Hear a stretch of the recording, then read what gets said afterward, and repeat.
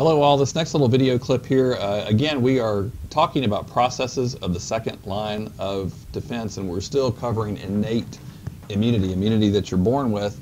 And the last process that we're going to talk about is fever, and we talked about fever in chapter 11, so we're not going to go through a super long rehash here, but fever does assist inflammation. There are benefits to having a fever, at least a lower level fever. But just to kind of review what happens with how a fever gets stimulated. So fever gets triggered by substances that are called pyrogens.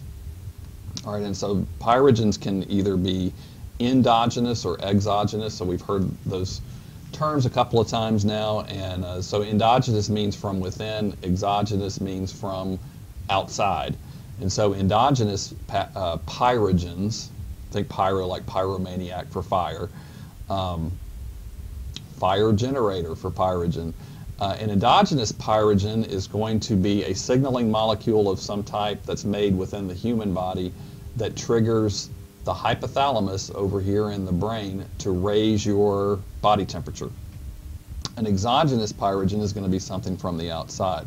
Now we talked about in chapter 11 how lipid A, that endotoxin from gram-negative bacteria, the lipid component of the LPS and the outer membrane of gram-negative bacteria, that is a substance that can trigger fever. And since it's not a human molecule, it's going to be considered an exogenous pyrogen. So we talked about that in chapter 11. And then there are signaling molecules, and these are actually protein signaling molecules that are made by cells of the immune system. IL-1 stands for interleukin-1, and then tumor necrosis factor, we talked about that a little bit earlier. Those are signaling molecules that will, when they travel to the hypothalamus in the brain, they trigger the neurons in the hypothalamus there to reset your body temperature to a higher level. This little diagram over here, kind of gives you a rehash of how that happens. So if you have a wound with an infection going on, there are phagocytic cells here that secrete interleukin-1. Or TNF-alpha, tumor necrosis factor, in some cases. And so that's a protein. It gets into the blood, travels throughout the body. It targets neurons in the brain. And there are neurons there that in response to that secrete prostaglandin. Now we talked about prostaglandins earlier being signaling molecules that are used in many different ways by the immune system. But those prostaglandins then tell other neurons, the neurons in the hypothalamus that are actually responsible for your body temperature set point, to raise the thermostat, basically. So the hypothalamus, those neurons send impulses outward, and that triggers shivering, which increases your metabolic rate in the body. You're going to break down more nutrients, and as you do that, heat gets released as you break down nutrient compounds. And so that's going to help raise your body temperature. And then you have inhibition of sweating, and you have vasoconstriction that takes place. So your superficial blood vessels constrict, and that helps keep your blood deeper inside the body so that it stays warmer. So you guys know when you get sick, you look pale. When somebody looks pale, you think, hey, maybe they're getting sick, and that's because of the vasoconstriction that's taking place to help trigger a fever inside the body. So what are the benefits of fever? So some microorganisms, their optimal temperature for reproduction or replication will be right around 37 Celsius, 98.6 Fahrenheit. So with a fever, when that temperature is a little bit elevated, that's going to slow down their replication, and that allows your immune system to gain a toehold against them. It actually reduces availability of iron for microbes. So just like we need iron for various things, microorganisms need iron as well to carry out their basic cell processes. And at higher temperature, less of that iron becomes available from your body for the microbes to use. Metabolism goes up, and so that's good. So that's going to allow, if you have any tissue repairs, things like that have to be done, those can happen a little bit faster. Also remember, your bone marrow is having to crank out all these white blood cells to help you fight off infections.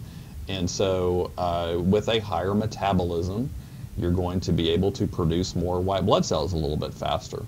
It also increases the speed of phagocytosis and some other immune responses as well. So those are your benefits there of kind of a lower level fever. Now obviously if you have a very high fever for a prolonged period of time, then that's going to start causing you some problems. You may begin to dehydrate. You start sweating all the time when your temperature gets really high. You lose electrolytes and so forth, and that can lead to things like seizures. When your body temperature gets too high, the proteins inside your cells begin to denature, so critical enzymes are no longer working, and when that's happening up here in your brain and other vital organs, that's not going to be good news. A couple of, with high fever, you will develop potentially tachycardia and tachypnea. So if you've taken Biology 202, hopefully you remember what those terms refer to. Tachycardia is a fast heart rate. So if your metabolism is going up due to a fever, then you've got to pump more blood more quickly to the tissues of your body to supply them with oxygen and nutrients. So your heart rate is going to go up so that you can pump that blood faster out to all of those different parts of the body. And your tachypnea means a fast breathing rate. Okay, and same kind of thing. If your metabolism has gone up inside your body, then your cells need more oxygen gas more quickly, so you're going to have to increase your breathing rate to help bring in more oxygen gas. And also, if you 202 people who've had AMP2, you've got to expel the carbon dioxide. And in fact, getting rid of the carbon dioxide is even more critical because your carbon dioxide levels greatly affect the pH of your body fluids. So the more CO2 you've got present in your body fluids, the lower the pH. The carbon dioxide gets converted to an acid called carbonic acid pretty quickly.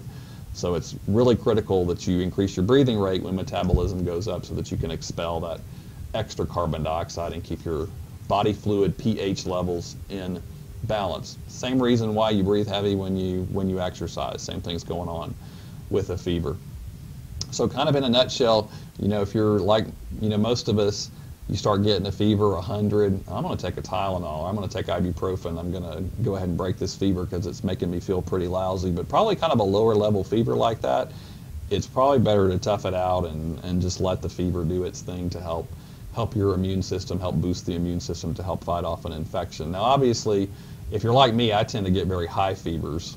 So, and when that's the case, the cons are probably outweighing the pros. So you just have to kind of use some common sense with that. All right, that was just kind of a little bit of an overview on fever. The next video clip, we're going to talk about some other features of the second line of defense, your innate immune system, that are various proteins that are involved in helping you fight infections right away after these organisms invade the body. So that'll be the subject of our next video clip for Chapter 12.